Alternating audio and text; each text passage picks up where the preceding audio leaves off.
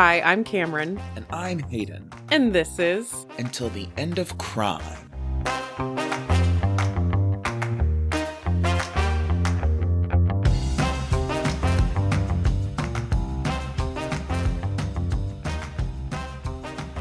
Hayden. Tell me everything that you know about Liverpool. Liverpool is in England. That sounds right. And I can see it is. Okay. I think that's where the accent Scouse originates from. Is that right? Yeah, people from Liverpool are called Scousers or Scousers. Yes.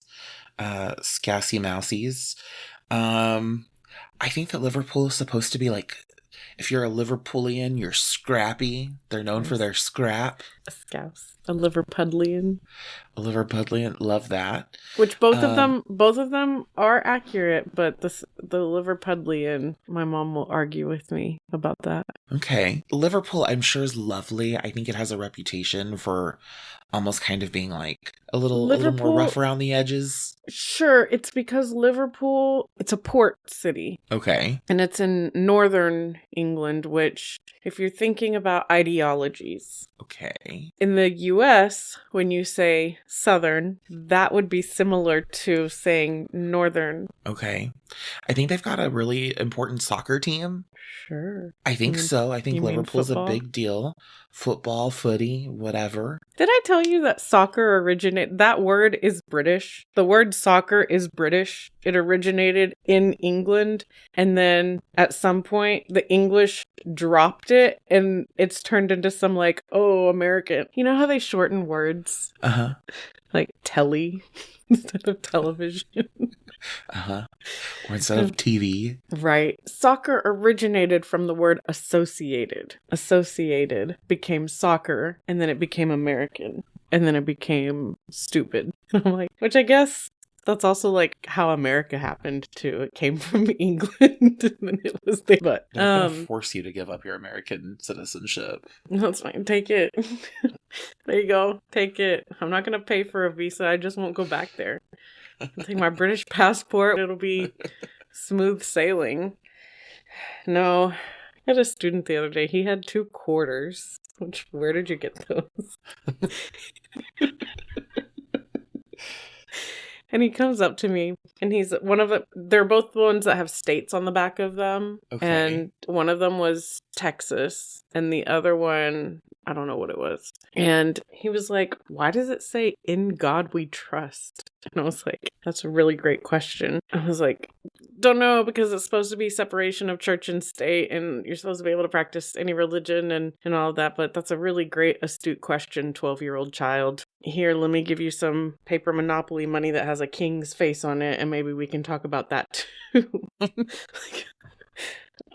Anyway, anything else you know about Liverpool? Do you maybe know geographically? I think the Vivian is from there. The Vivian is from Liverpool. Well, not originally, but yes. Liverpool.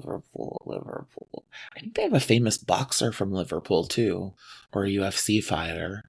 Why do you keep talking about sports? This is not where we talk about sports and things. I don't know. I'm trying to... This is why I don't know the names of the people. I just know Liverpool is involved. Anything else about Liverpool? Oh, are they famous for some kind of cheese? No, I think that's Leicester. Leicester, yeah. That and Gothy Kendall. So, okay, but that's all I know about Liverpool. So it's a port town where there's a big, like, wealth discrepancy there as trade, like, I don't know, evolved or something. I don't know. I know that there's a play set in Liverpool called Blood Brothers, and one of my coworkers is from Liverpool.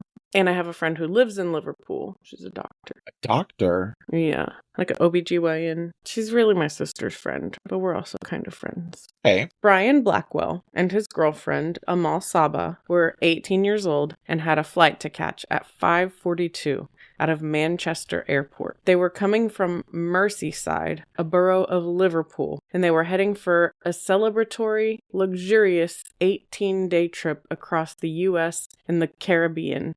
There is no luxurious trip across the United States, but I love that. Good for them. Starting when their flight landed in New York City on July 26, 2004. Okay. The couple was, in part, celebrating Brian's academic success. Playing on his name, he was nicknamed Brains at school. Sorry. This poor man's going to be dead and I'm laughing at his nickname. So they were celebrating his academic success since he had just completed his A-levels at Liverpool College and had accepted a place at Nottingham University to go to school to become a surgeon. Ooh. Do I need to explain for our American audience what A-levels means? Maybe quickly? I'm going to have to default to the only way that I truly know how to explain anything. Oh, okay. And that's by talking about Harry Potter. We can't talk about Harry Potter. We can talk about Harry Potter in the context of, like, the school system. Look, I just thought that magical schools operated differently. No, in the books and in the movies, it just operates like a British school, and you go to magic classes.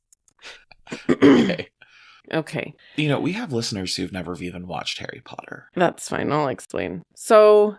Did you bring up Harry Potter because you wanted to get me off track? Because now I'm pissed off at J.K. Rowling and HBO. No. I truly brought it up because, you know, in year 5 when they sit their exams and then they have to have earned a certain score in order to move on to their next 2 years if they want to continue in that subject. Those last 2 years where they're doing coursework to sit the next set of exams at the end of year 7, that is A-levels, basically. That's the, like, Hogwarts equivalent of A-levels. It's in the US, A-levels are not optional because A-levels is grades 11 and 12. But students in the UK only have to do through grade 10, and then they all sit their GCSEs.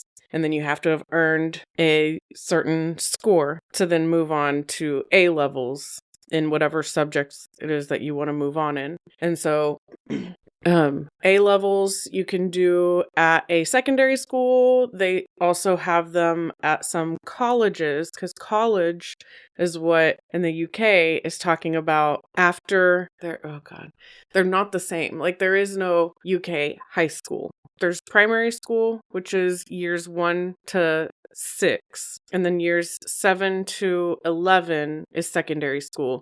And then you can, if you qualify for and choose to go to college or to do your A-levels, that's about the same thing. The closest thing that I could correlate it to would be like a junior college. Okay. But it's specific subjects that you're choosing to. It's not that you're working towards credits for a degree, because that is not a thing until you go to university.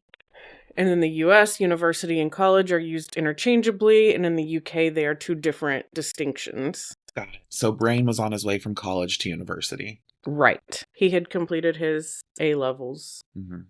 Successfully. So I don't know about A-level, but for GCSE, the highest score you can get is a 9. To be considered passing, to have earned that GCSE, you have to get at least a 4. Okay. Which is also different from the US system, because in the US, everything is like you have to do 70%. You have to get at least 70%, whereas here a 4 is about the 50% mark, and that's the passing. Anyway, if anybody is still with us and understood any of that, more power to you. Kind of a tough explainer. Me?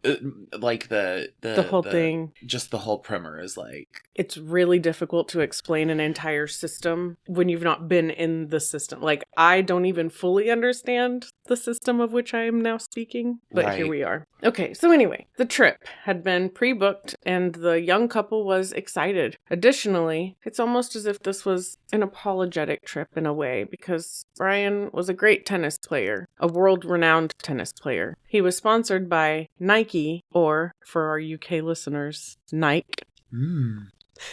There were some kids when I first got here that were very enchanted by the fact that I was American. I was like, gotta get out more, kid. You gotta get out more. And so there was a lot of like, have you done this? Have you done that? Have you tried brisket? Have you tried crumble cookie? Have you tried Raising Cane's?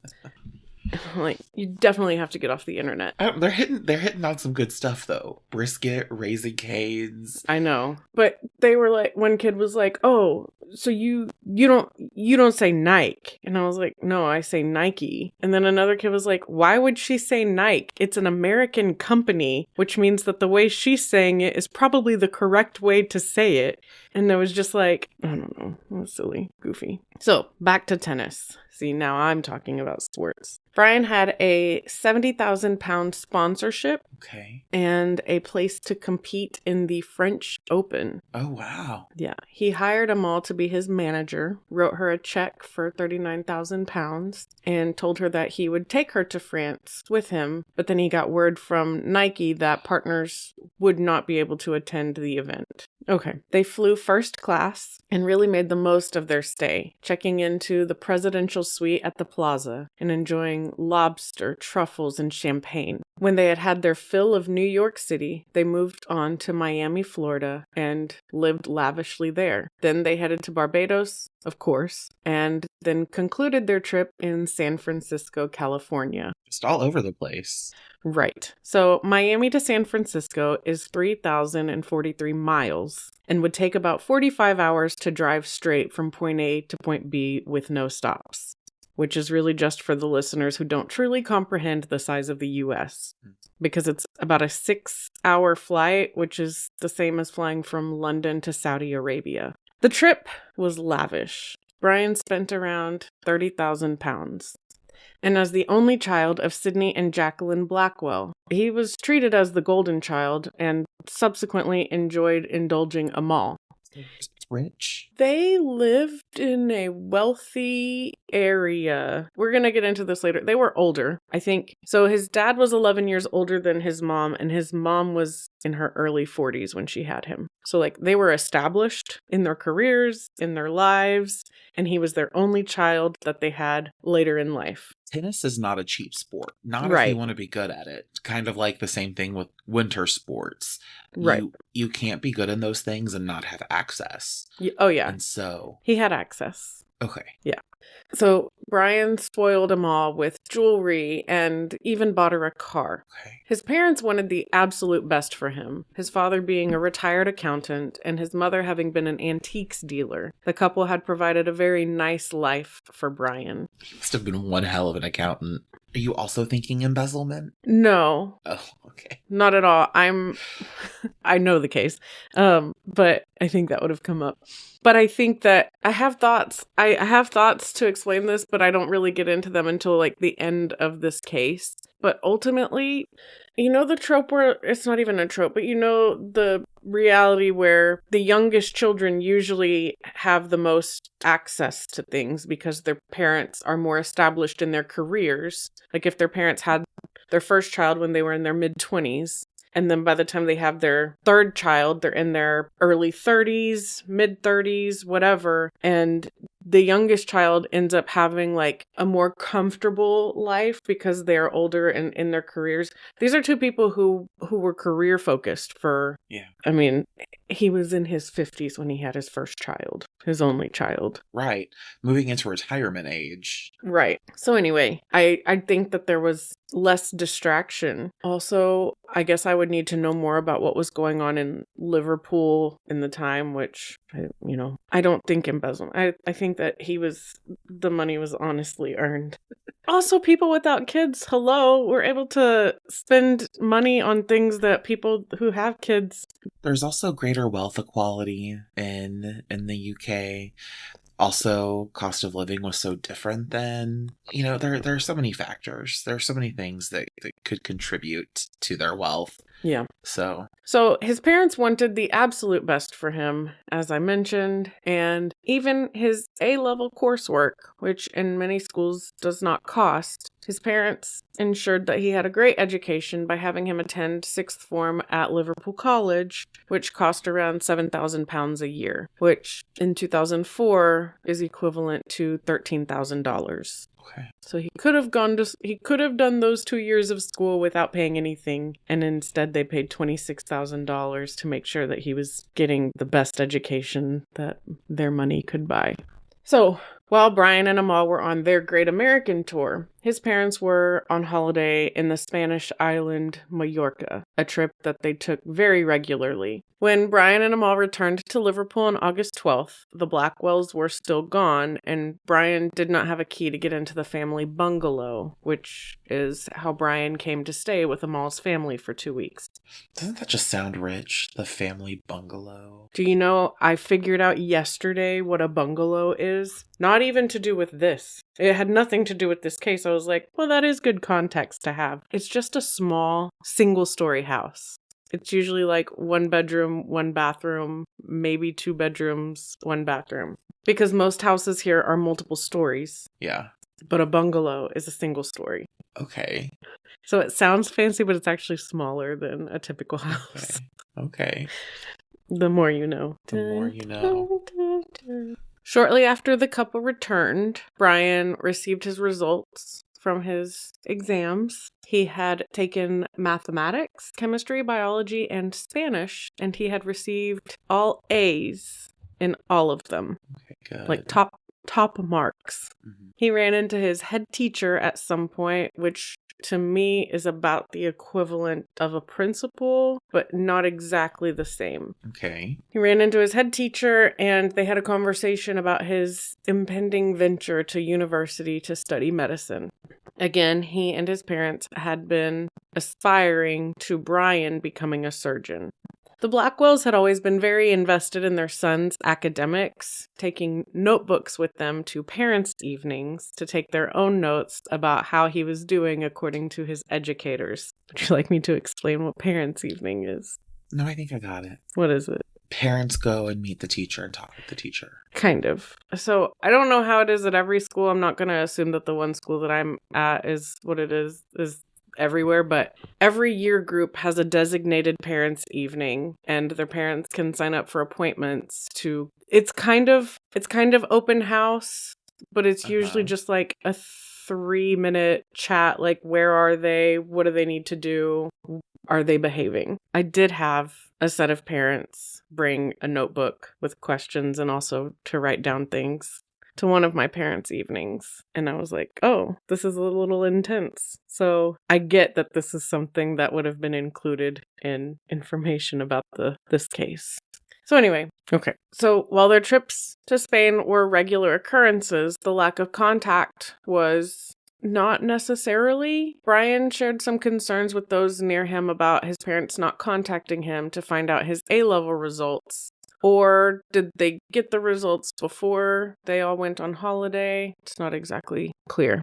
Conflicting accounts. But we know they were very invested in his education, so it was unusual that they wouldn't have been on that.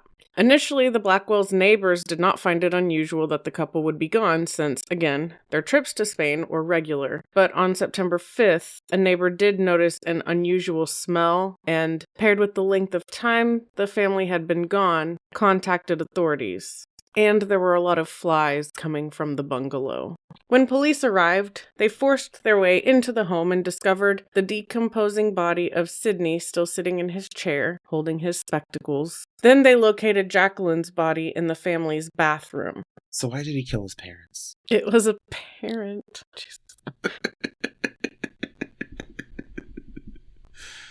That the bodies had been there for a long time. Around 6 weeks, it would turn out. And their ends had been violent. Officers on the scene assumed, based on what they were looking at, that the couple had probably been shot to death. Mm-hmm. Mm-hmm. Okay, I'm going to give a quick prediction. Okay, I think that Brian killed his parents. Sure.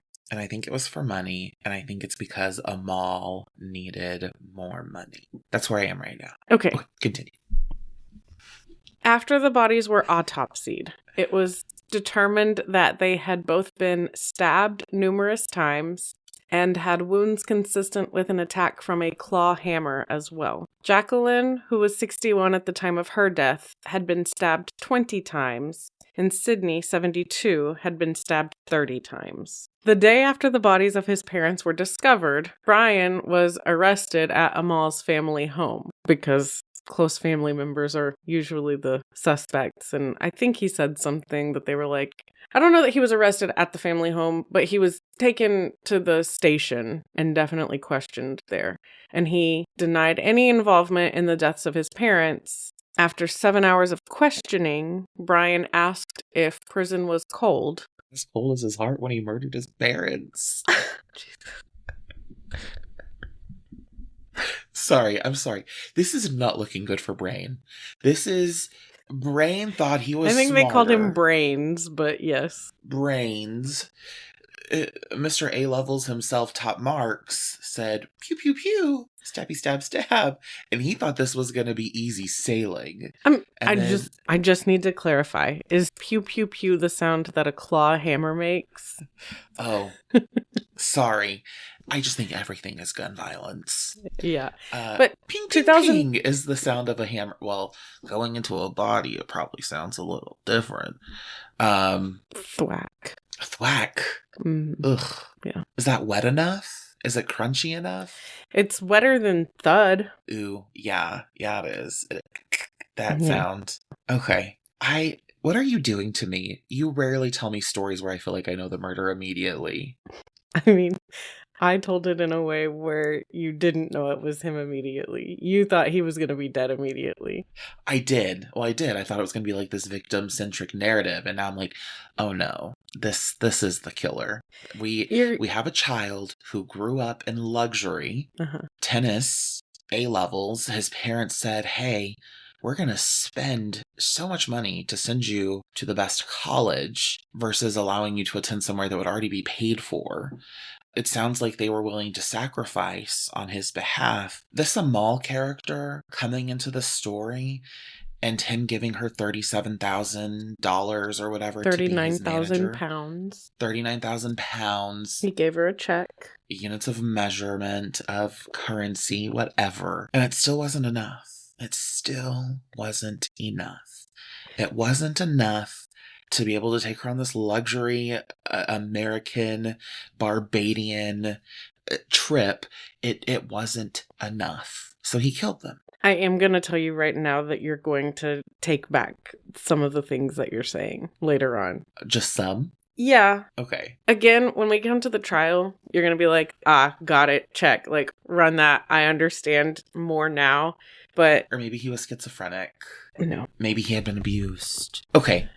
Is it cold in prison?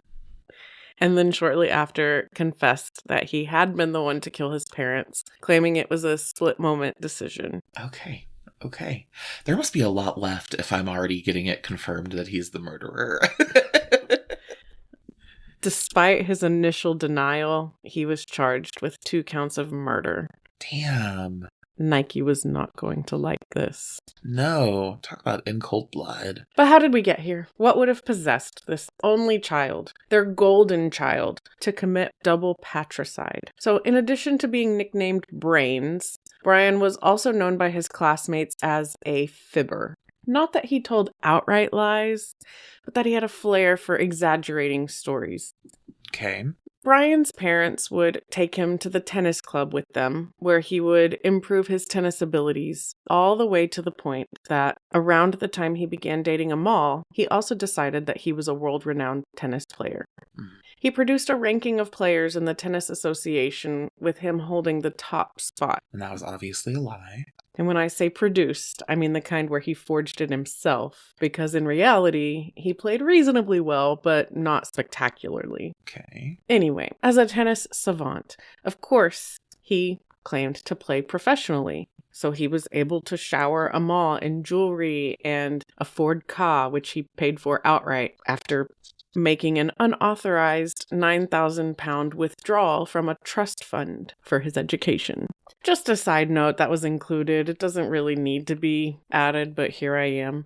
Brian couldn't drive, so when he went to buy this car, he had to have the dealer drive it around for the test drive with him sitting in the passenger side of his girlfriend's new ride trying to holler, at one point, Amal's mom asked him for a receipt for the jewelry to get it insured, but he never actually produced it. Amal later recounted that this was one of the only times that she questioned anything because of how squirrely he was about the receipt. Anyway, professional tennis player Brian decided he was making £45,000 a year, which is what he told the banks when he applied for credit cards.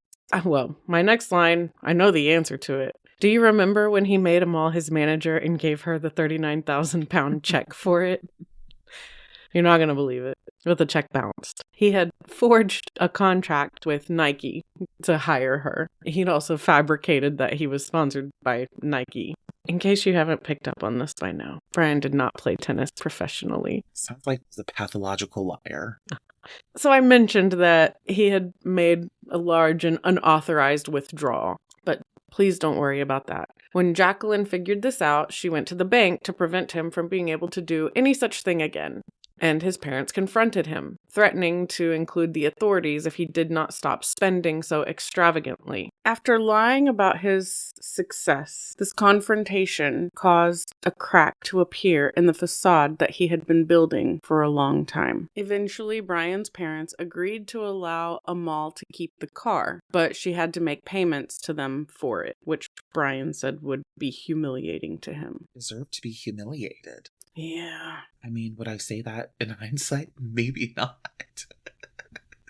But part of Jacqueline's trip to the bank also involved her preventing Brian from getting approved for any more credit cards because he was lying about his income and forging his father's signature. So they did finally deny him a credit card. It would have been his 13th credit card, and the dozen that he had were how he was able to afford the trip across the United States and the Caribbean. So, on the morning of July 25th, Brian went with Sydney to the tennis club where his father proudly sang the praises of his academic achievements and plans to become a surgeon.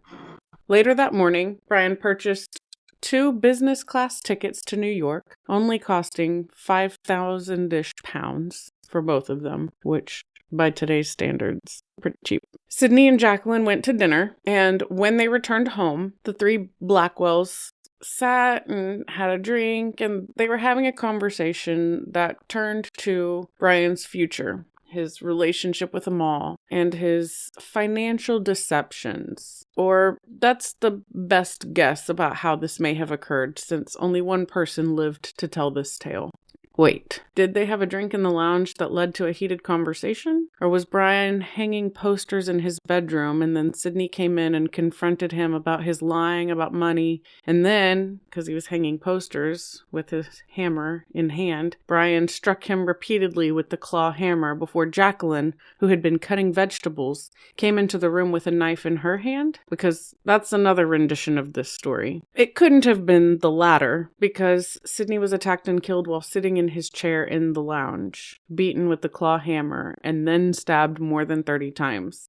Jacqueline may have come in and seen this attack, and then Brian turned the attack on her, but he dragged her body into the bathroom, which is where she was discovered 6 weeks later, face down, after the neighbor reported not having seen the couple in a while. 6 weeks later? Mm-hmm. That's how long it was? Yeah, July 25th until September 5th. Oh my God. Okay. Talk about robbing someone. You know, very infrequently does there get to be dignity in death. Mm-hmm. But to allow your dead parents that you murdered to sit and decompose for 6 weeks is crazy. Mm-hmm. And then you're not even the one who reports it. Not just 6 weeks. I don't know if you recall how surprised I was at how warm it got here. And there's no AC or anything that you can do to cool. Granted, this was 2004, so probably less in the... Less climate changey. Less climate changey. And also, Liverpool is in the north of this very small island. So, do what you will with that. So probably cooler generally, but still it would be during the hottest time of the year that they would have just been left there to decompose. After killing his parents, Brian made no attempt to clean up the scene. He went into the garden and seemingly burned the clothing he'd been wearing during the attack. Then, by 6 o'clock the following morning, he and Amal were sitting in business class headed to America. He had taken a taxi to Amal's house, and investigators were able to trace the taxi driver, but they said there was nothing peculiar about Brian's behavior on the ride over. Jacqueline and Sydney, according to my calculations, were older when they became parents, early 40s and 50s respectively. In some very unofficial research, I did find evidence that supports a claim that I'm going to make, and then I'll discuss a possible factor that was published in a research article on a government website. But to be clear, I'm going to start with a personal hypothesis that has some evidence available online, but no formal research done specifically on that. And then I'm going to use a research-based article to run by you and see if you think it supports my hypothesis. Okay. So my hypothesis is that there is a linked correlation between the age of a first-time parent and the expectations that they have for their child or children. So kind of like what you talked about earlier. Yeah.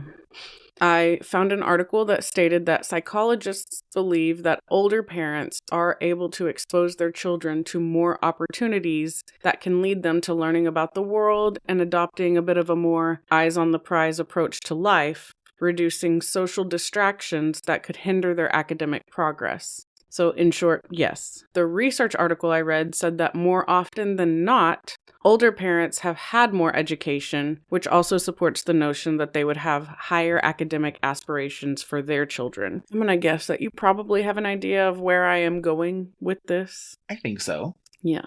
So Brian was encouraged academically by his parents and clearly supported by them financially as well. It's not exactly clear where the goal of becoming a surgeon came from, but it wouldn't be surprising if it came from them. It is said that when they spoke to others about his professional plans, they were always very clear to point out that he was not going to be a doctor. He was going to be a surgeon. Okay. Some sources described them as being controlling. I think it's possible that they were. What I do know, they were also somewhat permissive, though, right? Like allowing Amal to keep the vehicle as long as she made payments, right? But like part again, of that wasn't... me reads as a more permissive parenting. Yeah. Not to say it was always that way. Not to say that if it wasn't permissive, then for me, I have to believe to some degree his mother or mother and father found something about his behavior or thinking style to be concerning, because why else would you let them all keep the car? But that wasn't even good enough for him, remember? I know. Yeah. No, I know. So, I don't know. So, they may have been controlling. What I do know is that during the trial, psychological evaluations were done, and Brian was diagnosed with, any ideas? Maybe some kind of psychopathy or sociopathy, maybe narcissistic personality disorder. I don't know. I think those are my best guesses. Yeah, he was diagnosed with narcissistic personality disorder. Yeah. So, as you probably already know, people with narcissistic personality disorder can be very grandiose, maybe considered fibbers by people. They tend to lack empathy, so I guess we know what color hats they wear. And they can have very intense, angry responses when they are challenged. You know, quiet piggy, for example. Okay. Jesus.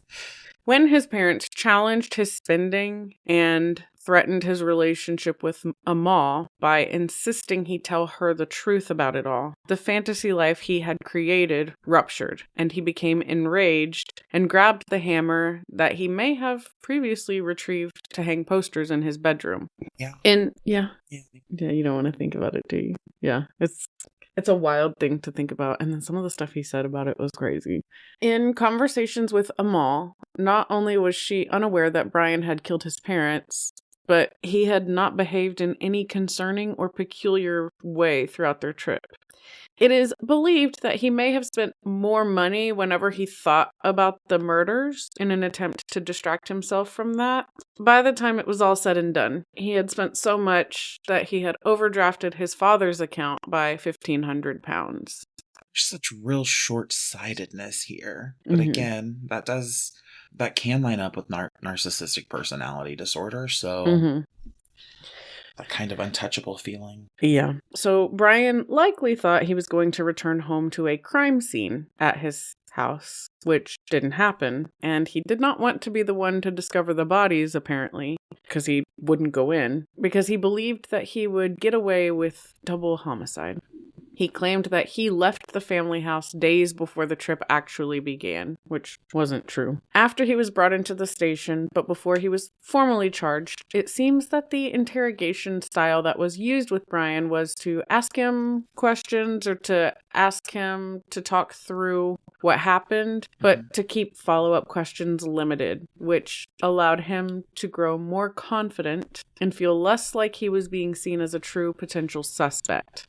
Eventually, he became really patronizing and clearly believed himself to be cleverer than the detectives. So clearly they were able to size him up pretty easily. And we'll get into that a little bit later as to why. All the while, the garage at the bungalow was searched, and Brian's bag containing those pesky keys that he didn't have was located. The bag also contained the claw hammer. When new interrogators were introduced shortly before the keys were brought into the interrogation, the scales tipped and Brian confessed to killing his parents in self-defense. Sorry, self-defense? Yeah, self-defense.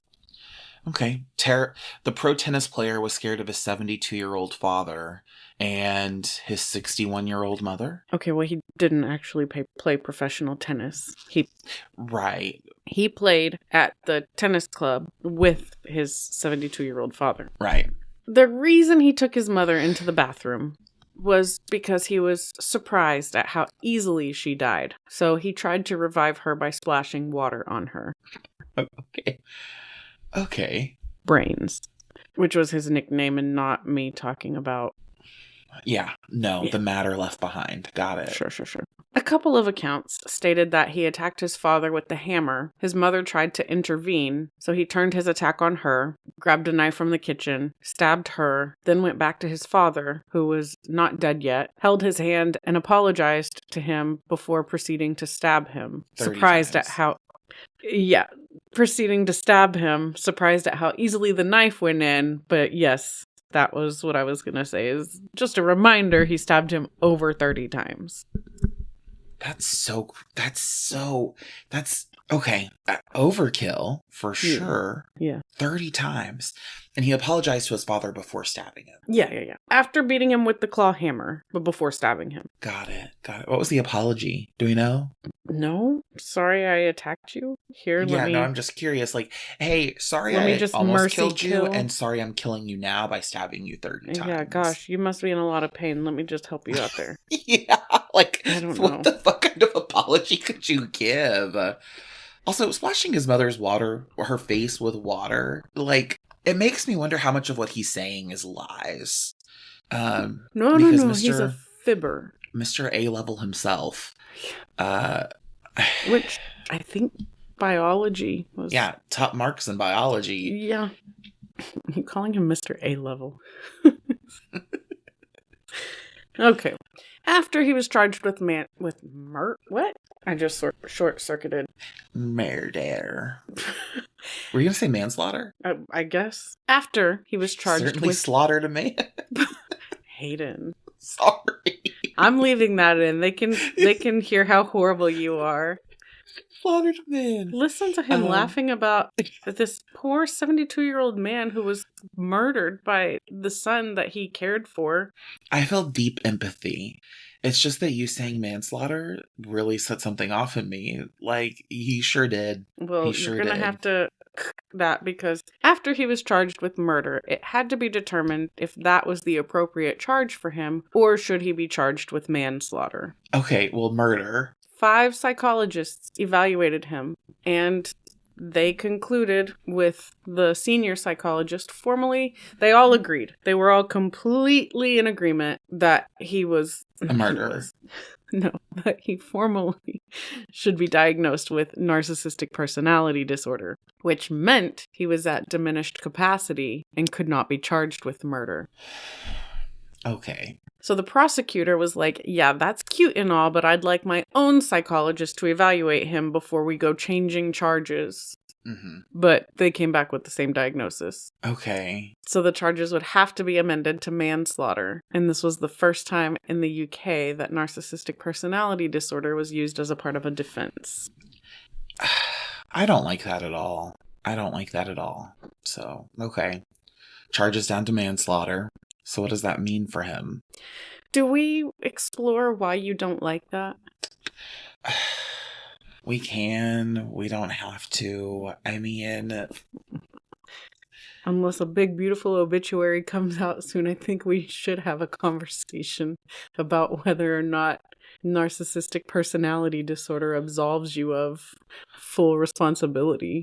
What do you think? I am not as empathetic when it comes to personality disorders. I think that he should have been charged with murder, but like I get it, I guess. It's kind of like what you said, everything was really short-sighted, and I want to say that, get into it a little bit later, not that anybody was like victim blaming per se, but here's what I really think. You're going to be more informed about any of this than I am about like narcissistic personality disorder and all of that, which is why I would like to hear your thoughts. I personally just don't have a lot of... Yeah, no, it's complicated. So I think with narcissistic, go ahead. I think I think a lot of times it falls more to the nurture side in the nature versus nurture debate for personality disorders. But I could be talking out of my ass. Okay. So for me, my issue with not charging Brain with murder is because narcissistic personality disorder does affect our ability to empathize, right? Mm-hmm. And it does come with this really elevated thinking style of, I'm the most important. Everything I do is more important than anything anyone else does. That's true, right? Mm-hmm. There are emotional factors, emotional experiencing factors that are greatly impacted by narcissistic personality disorder. But the truth is that NPD rarely affects cognitive. Our cognitive abilities are very much intact when we have narcissistic personality disorder, which tells me that Brain probably knew exactly what he was doing, and he knew that it was illegal, and he knew that it was wrong. But because of his narcissistic personality disorder, because of his inability to experience empathy, because of his inability to emotionally experience things, he was less inhibited. Ultimately, I think that the cognitive part matters to me much more than the emotional part. He did know better, even if he didn't act better, even if he wasn't inhibited. And so... It feels like an easy out of a murder sentence. And I don't know this for sure. I have a hard time believing that NPD stands as reasoning for diminishment of cognizance in American court systems. Yeah. That feels very... God, I'm never more into the red, white, and blue than when it comes to sentencing those that have done wrong.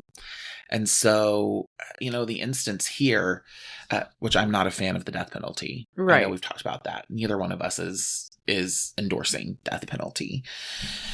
And maybe not even life without parole. But I think that it feels like a reward for having narcissistic personality disorder versus some kind of equalizing factor. Mm. And so, did you say this was the first time it had been done in the UK? The first time it had been used that way? Mm-hmm. Well, I fucking also hope it was the last, because I think I don't know what happens next, but it feels like a miscarriage. Narcissistic personality disorder can understand consequences. It may not understand why it gets consequences, but it understands consequences. So you said something in there that made me think of this. I think there's either a conversation or a debate around whether or not, I don't want to really venture down this path again, but crime of passion. Where did I fall on that? You felt that crime of passion is absolutely a thing. But not, well, I guess not necessarily crime of passion, but premeditation. That you cannot strangle somebody to death without premeditation, because at any point during the strangulation process, you can stop strangling. And so to continue to apply pressure makes it premeditated. So then I'm going to take that logic and I'm going to apply it here. You've got 2 victims, you've got 2 weapons, you've got 1 perpetrator, and you've got over 50 stab wounds. and however many times that each of them was hit with a hammer, at any point in that attack, he could have stopped. So to me, there's premeditation, especially if you take what he said at face value, where he attacked his father with the claw hammer, and then when he realized that he wasn't dead, instead of attempting to render aid, instead of calling authorities to have them come attempt to save his life, because he was surprised. I think that he was surprised that his mother died, because he did say he was surprised at how easily she died, and that he killed his father after. I think that that's possible. Those things might have been true, but I think that you can make a case for manslaughter in the murder of his mother. I don't think that you can take somebody who held somebody's hand, apologized for hitting them repeatedly with a hammer, and then stabbed them over. Do you think he has this diminished capacity from NPD that he actually apologized to his father? It's a great question. I just think that it should, at the very least, have been one murder charge. Maybe you can make a case for one manslaughter charge, but I think that he murdered his father. Also, why did we go? You know what? I think that that's an American thing. I think first degree, second degree, that's American. I don't think that applies elsewhere. And we are elsewhere right now. I am literally elsewhere. I am American. What's the next part of the song? My country 'tis of thee. These are all my friends, we are a family. Bonjour, which is a crazy first word to say in a song about being American.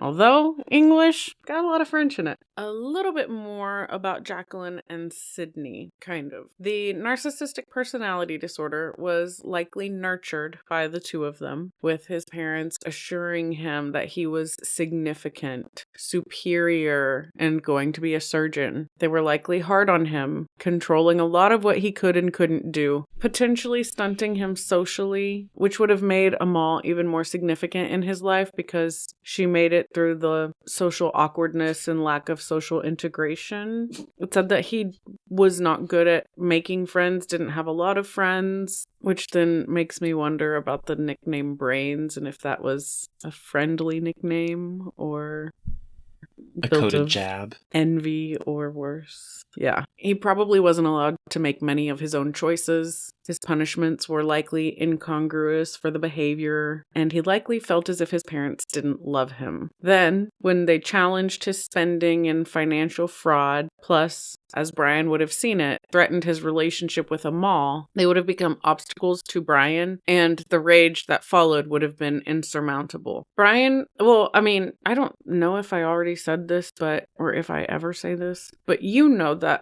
people with people with narcissistic personality disorder, they become irate when they're challenged. We talked about the short-sightedness, but everything was short-sighted. Lying about being a professional tennis player, short-sighted.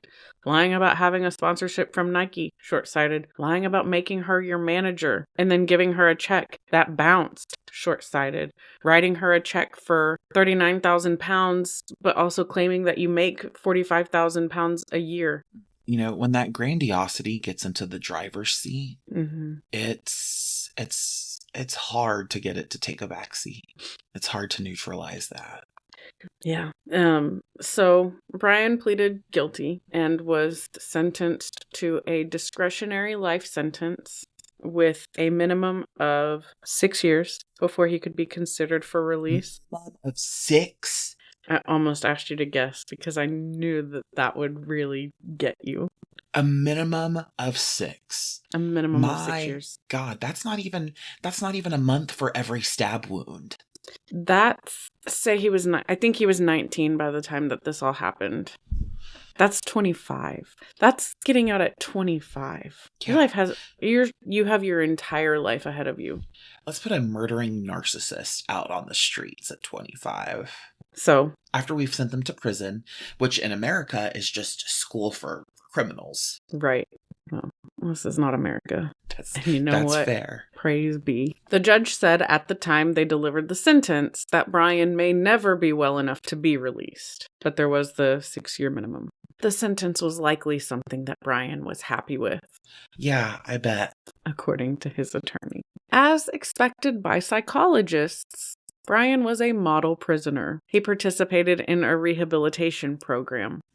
In 2016, he went before the parole board and was granted release later that year. Upon his release, he was given several provisions: lifelong supervision by the probation service, strict prohibition on contacting the victim's family, which is just wild because that's his family too. So, right. But also how much of that family is, I mean, I'm going to say he probably didn't meet all of his grandparents ever. Yeah, I don't know.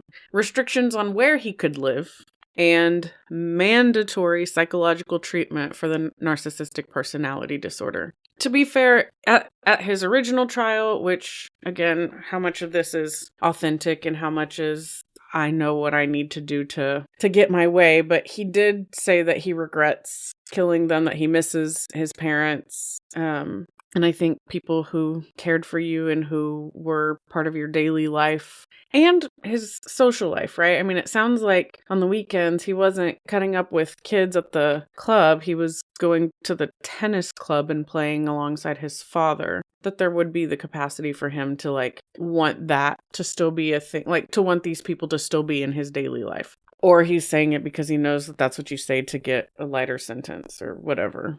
But yeah, he does have to maintain psychological treatment for the narcissistic personality disorder. And then my favorite thing the UK does, especially now that I'm here, they relocated him to an undisclosed area in the UK to aid with his reintegration into society to minimize public exposure. And this is why I will not be covering any more UK cases, because when they get quietly relocated, I assume they're my neighbor. They're right next to you. I was like studying pictures of him. I was like, I want to know if I come across this guy. You gotta keep an eye out. Yeah. As of November 2025, Brian Blackwell has not reportedly violated any of his probation provisions.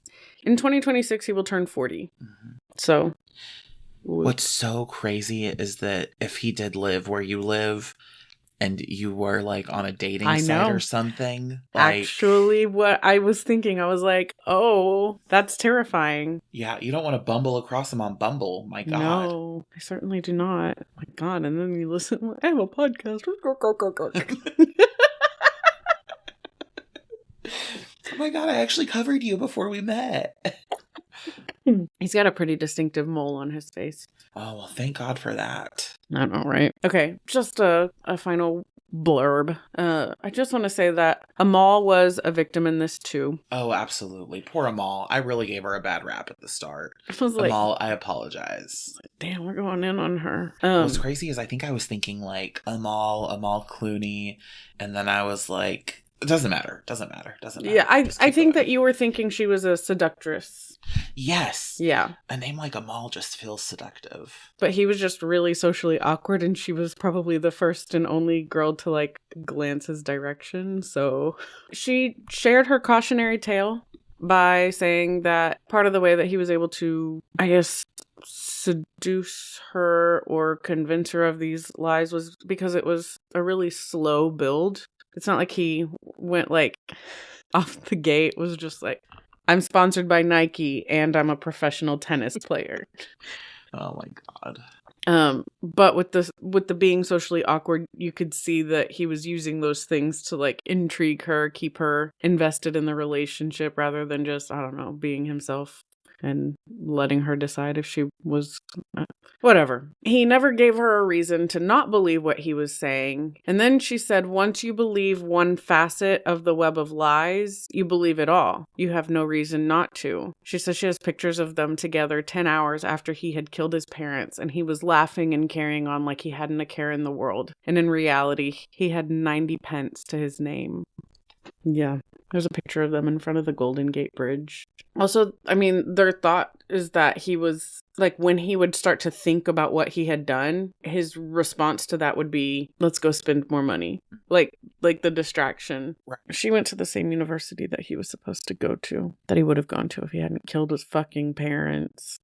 Amal, I'm very sorry that you had to go through the experience of being with this man and spending time with him post-murder and seeing firsthand what kind of impact I guess, narcissistic personality disorder can have on one's presentation and behavior. That would be a wild way to learn. But man, oof. I can't even imagine. I truly cannot imagine. And you've had some experiences. What? With murderers? No, not, well, I don't think with murderers. Not to my knowledge. Just in general, yeah, that's really where my true comedy lies. Honestly, let's take that show on the road. Yeah. The mileage we could get out of alone. And then, here, I thought you were gonna say. And then I was gonna be like, I know that I have. Who then ended up living with your dad, right? Yeah. People's favorite part is when I told the story about, and it's like that's just how my life goes. So like, yeah. That's all we've got for this episode. Thank you for listening. Until the next crime. If you enjoyed listening and want to hear more, please subscribe and give us a 5-star rating and leave a review. The link to joining our supportive bestie tier on Patreon for only $2 a month is listed in the show notes. Also, make sure you're following us at End of Crime Pod on Instagram. Our email address is endofcrimepod@gmail.com. So feel free to reach out with questions, episode suggestions, business offerings, whatever it is that you might do. Bye.